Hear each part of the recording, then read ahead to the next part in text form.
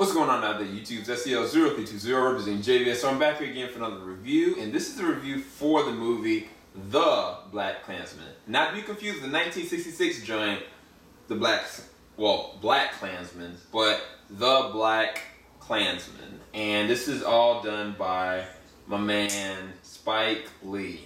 The last movie he made that I think I looked at a little bit of was Chirac. Really didn't like Chirac. I was kind of hesitant about this one, but I've been hearing so many different people acclaim and talk about and like say this is one of the films that you cannot miss. And how have you waited until this moment to actually watch it? And so I was like, man, I felt really bad. And I was like, well, maybe I should go check it out with my wife. And we kind of put it off. And eventually today we actually watched it. I came out of the theater and I was like, wow.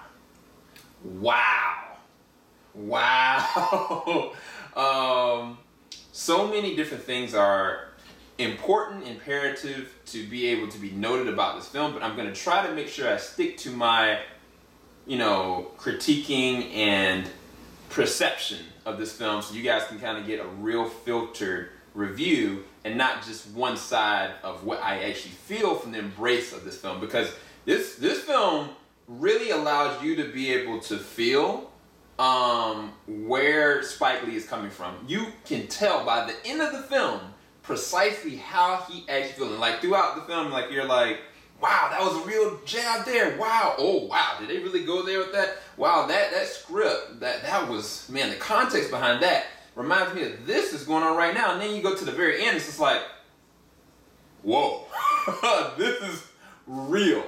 And I'm talking about the BLACKKKLANSMAN. This is all about a person by the name of Ron Stallworth. Ron Stallworth, this is based on a true story. Him and one of his partners, CI's, well not CI, but one of his partners tried to go infiltrate the Ku Klux Klan. And like, I can't remember the actual era when this actually happened. I don't want to go and get it wrong.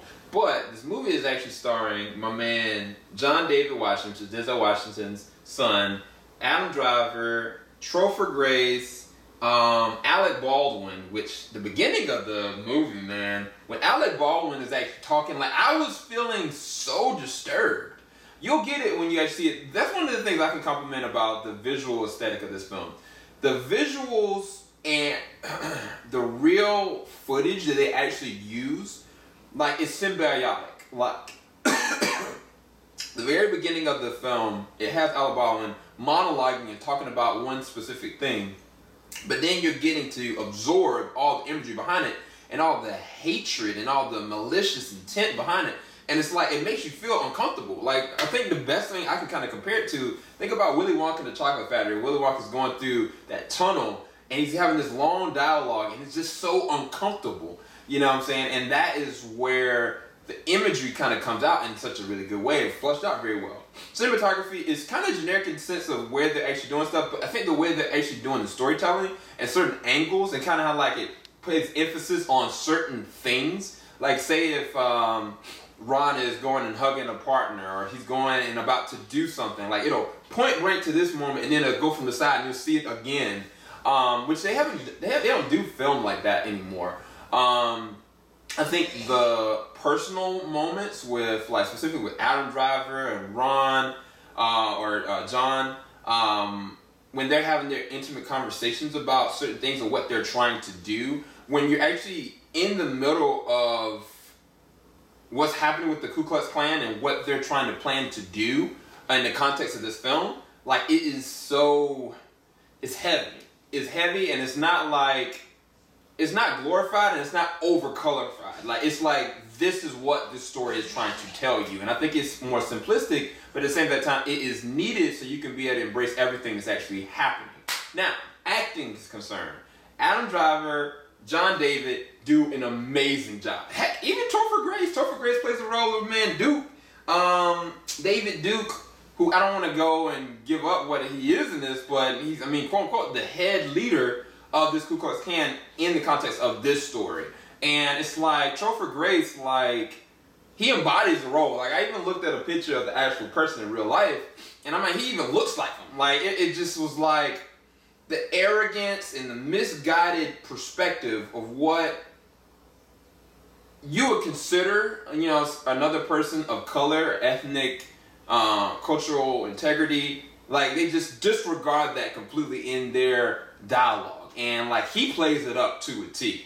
And it's crazy because Adam Driver has it even worse, because in this film he plays the man, this John's partner named Flip, and Flip in this, he's a Jewish man, and like you got this Jewish man, this black man going trying to infiltrate this, but the Jewish man is working in the role of acting like he is trying to join the Ku Klux Klan, knowing full well what he's getting into. So it's like he has to play that part, you know what I'm saying?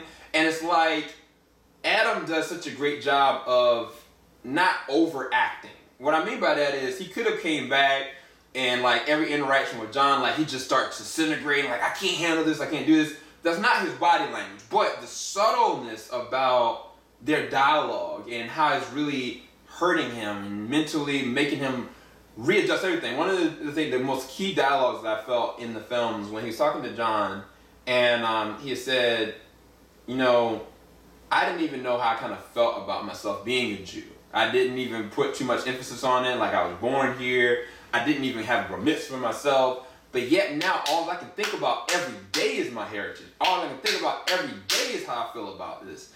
Because he's having to switch about everything about what he knows true just to try to infiltrate this. And I was like, man, that was crazy. But the other side of that is my man John David going and following along with him the entire time. Like he was a real partner with him throughout the whole entire time. Like even though, Flip is putting himself on the line, John is also doing the same thing. And I was way more afraid for him because he had to infiltrate certain other things to try to get what was kind of happening.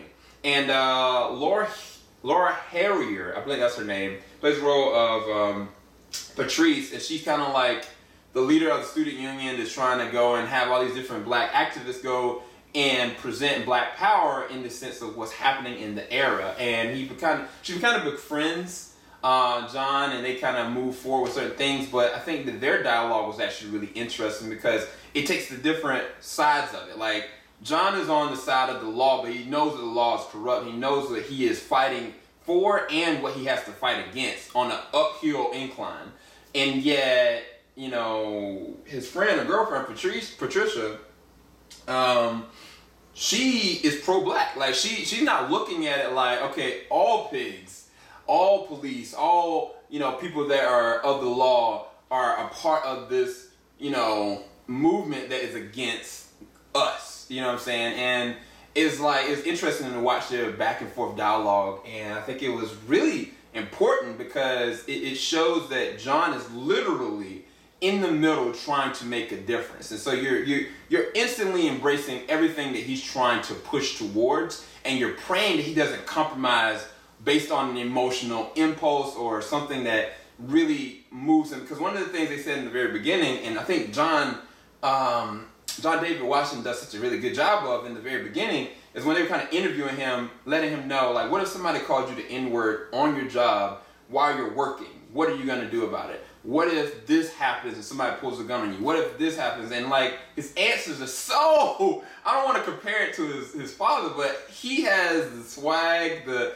mannerisms, the dialogue of his father in every way, shape, or form. Like he sounds like his father. He doesn't look like his father, but he definitely sounds like his father. And like the way that he's able to commit to each one of these scenes is great. I think he does such a great job. I mean, the whole cast in and of themselves, even the people that are the Klansmen, some of them have all these different kind of traits and personalities, and some of the dialogue they have are funny, but the hatred throughout is like, I don't know how to put it. Think Django Unchained without the funny. Like you can really tell there's deep-seated, misguided animosity, racial discrimination, like hatred there.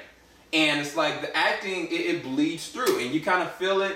And the thing is, I was thinking there was going to be a lot more like physical and violent things that were going to be happening. I was actually preparing myself for that. That wasn't more so much the issue. It was more so like the emotional weight of how these people are really actually feeling, and what they feel is justified in the way that they can treat another human being of a different gender or race. And so it is rough. It was very rough. From the story standpoint, I think they positioned the story perfectly. Certain things were definitely changed based on my research. And one was Flip. I'm not sure if his actual name was Flip in real life. But that character wasn't Jewish. She was just, Caucasian. The girlfriend scenario didn't actually happen.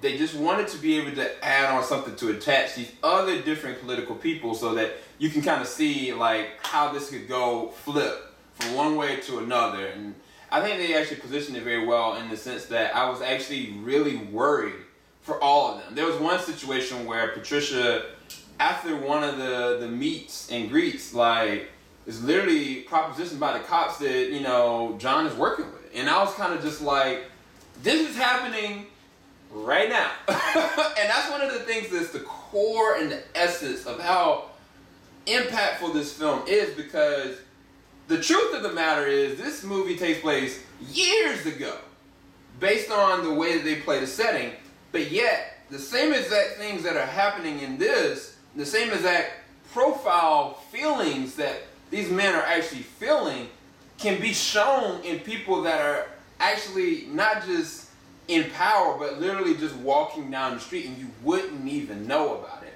One of the things I will implore you about this film is know what you're getting into. Know that there is going to be, racial slurs. The N-word is used explicitly with malice and with hate. There is definitely a lot of feeling of animosity and strangeness in the way that they profile other ethnic people, and it's really rough. So prepare yourself for that roughness. But I'll say that if you don't understand some of the history behind how things were versus how they are now, and how there's a split in understanding and comprehension that some of those same issues are still going on right now, you will get that from this film. If anything else, I can say it is very quintessentially imperative, I should say, that you check it out. It's not going to be something you have to worry about, like seeing a lot of violence and stuff like that, and things that's just too hard, but it is emotionally hard. It is a revelation of understanding and comprehension, a group of people and how they actually feel. To be quite honest with you, part of the reason why I did not wear a hat, and I'm literally here with you just as is, without comb my hair or anything, is because the reality is I am, an African American. I love my people. I love who I am. I am a Christian. I'm a man of God. I'm a YouTuber. I'm an IT nerd. I'm a nerd. I am a husband. I am soon to be a father. And the reality going outside is that there are a lot of different things that I have to assess differently than people that don't have, my look. And I don't just mean like my attire. I mean like literally. And sometimes you could go and ride down the street and you're worried about being pulled over because you don't know whether or not you're going to make it home.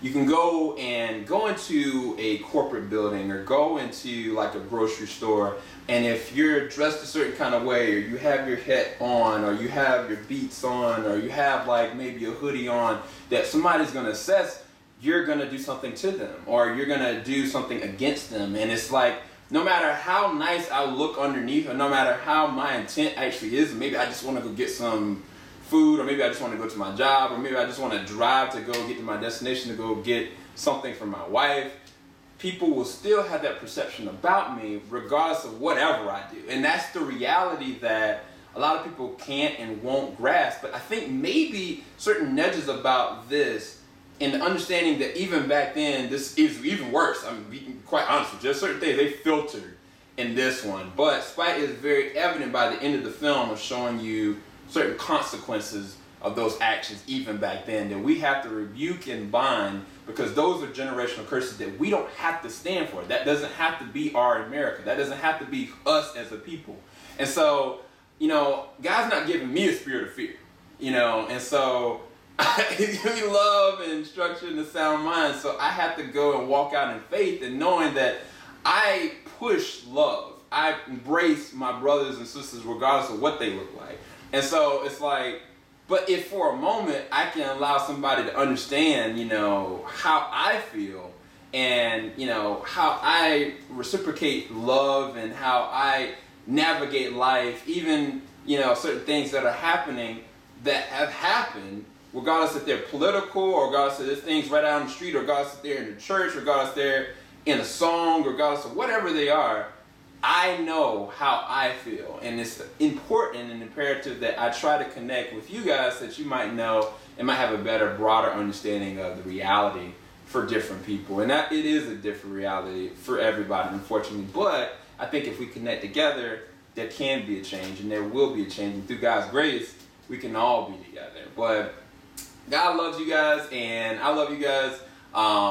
Movie was really good, very, very good. I don't know if I can structurally give it a review rating, just because it's so much that I have yet to really absorb about it. But I can say it is imperative you go and check it out. Highly recommended, and I think it's safe to actually watch, but you will gain a lot from it.